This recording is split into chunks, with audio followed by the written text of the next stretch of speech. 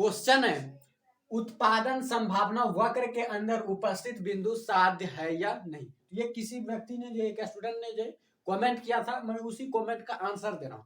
तो एक बात है कि आप अगर क्वेश्चन लिखते हैं कमेंट में तो थोड़ा स्पष्ट तरीके से लिखा कीजिए और जो है वर्ड बाय वर्ड जो है लिखा कीजिए, तब जाकर जो बेहतर तरीके से, अगर हम ही बेहतर तरीके से नहीं समझेंगे तो आपको बेहतर तरीके से कभी जो है आंसर हम नहीं दे पाएंगे। इसलिए जो आंसर स्पष्ट तरीके से लिखिए। उसके बाद जो समझते हैं अब इस क्वेश्चन को, उत्पादन संभावना वक्र के अंदर उपस्थित बिंदु साध है या नहीं। यहाँ पर देखिए साध्य समझना, तो साध्य मतलब होता है लक्ष्य। तो उत्पादक या उत्पाद क्षेत्र में जो लक्ष्य जो होता है वो उत्पादक का होता है। उत्पादक जो हमेशा उत्पादक का हमेशा एक ही लक्ष्य होता है। यहाँ लक्ष्य जो है उत्पादक से जो लेना होगा कि उत्पादक का ही हमेशा एक लक्ष्य होता है कि हमें ज्यादा से ज्यादा उत्पादन प्राप्त हो, हमें ज्यादा से ज्यादा लाभ प्राप्त हो। तो यहाँ पर उत्पादन संभावना वक्र हम सबसे पहले बनाते हैं। तो ये हो गया उत्पादन संभावना वक्र, और कह रहा है कि उत्पादन संभावना वक्र के अंदर का बिंदु, अंदर ये बिंदु मान लेते हैं।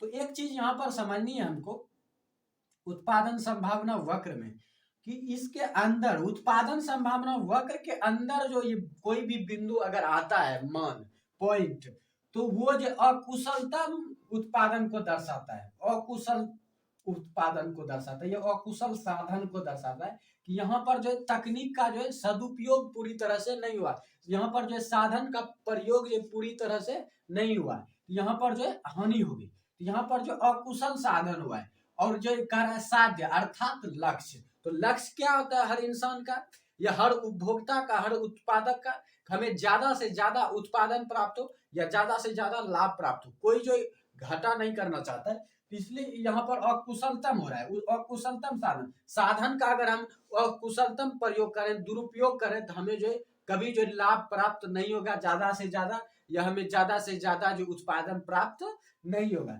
इसलिए जो यहाँ पर जो ये अगर जो सवाल कर रहा है कि क्या उत्पादन संभावना वक्र के अंदर उपस्थित बिंदु साध है, तो ये किसी का लक्ष्य हो सकता है। किसी का लक्ष्य ये होता है उपभोक्ता का कि हम कम से कम उत्पादन प्राप्त करें, बिल्कुल भी नहीं। तो इसका आंसर हो जाएगा कि उत्पादन संभावना वक्र के अंदर उपस्थित बिंदु साध्य नहीं है, क्योंकि जो है उत्पादन संभावना वक्र के उपस्थित बिंदु अकुशलतम साधन के प्रयोग को दर्शाता है, अर्थात कि साधन का जो अकुशल प्रयोग हुआ और यहाँ उत्पादन जो है कम होगा, और एक उत्पादक का जो है कभी ये लक्ष्य नहीं होता है कि वह जो है कम उत्पादन प्राप्त करे। ये हो गया इस सवाल का आंसर।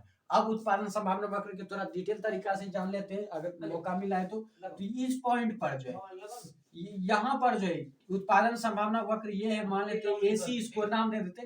तो एसी के किसी भी पॉइंट पर अगर कोई पॉइंट आ रहा है तो इसी पर अगर कोई पॉइंट आएगा तो वही दर्शाएगा कि साधन का कुशलतम प्रयोग हो रहा है और उत्पादन ज्यादा से ज्यादा हो रहा है। इसलिए मान लेते हैं ये एक पॉइंट है ए, मान लेते हैं क्यू, इधर मान लेते हैं आर, यहाँ मान लेते हैं एस। तो इस तरह पा रहा है तो ये ज्यादा है और ये जो है कम है। तो यहाँ पर हो जाएगा कि एक्स पे अगर जिसका माप हम रखें, मान लीजिए कि यहाँ पर हम गेहूं रखें और यहाँ पर हम चावल रख देते हैं, तो यहाँ पर देखिए तो इसका मात्रा जो है यहाँ पर अगर इसको ऐसे करके देखें तो यहाँ पर ये ज्यादा आ रहा है, तो ये ज्यादा आ रहा है अर्थात गेहूं का उत्पादन अधिक हुआ है और ये इससे कम है, तो मतलब चावल कम हुआ है। तो लेकिन दोनों जो लक्ष्य जो होगा, उत्पादक का जो लक्ष्य होगा वो हमेशा यही होगा कि चावल भी हमें अधिक से अधिक उत्पादन प्राप्त हो और गेहूं का उत्पादन भी हमें अधिक से अधिक प्राप्त हो। तो यहीं पर जो है अगर कुशलतम उत्पादन प्राप्त होता है उपभोक्ता को या उत्पादक को, वो इसी पॉइंट पर होता है, उत्पादन संभावना वक्र पर ही होता है। उत्पादन संभावना वक्र के अंदर अगर कोई पॉइंट आएगा तो इसका मतलब है साधन का अकुशल प्रयोग हुआ है, तो वहां पर उत्पादन घटेगा। तो ये जो इसका आंसर हो गया, और आपको उत्पादन संभावना वक्र भी समझा दी, तो आपको जो आसानी से समझ गया। अगर सवाल ये पूछे या आपको एग्जाम में उत्पादन संभावना वक्र से जो रिलेटेड जरूर पूछेगा तो आप आसानी से उसका आंसर दे सकते हो।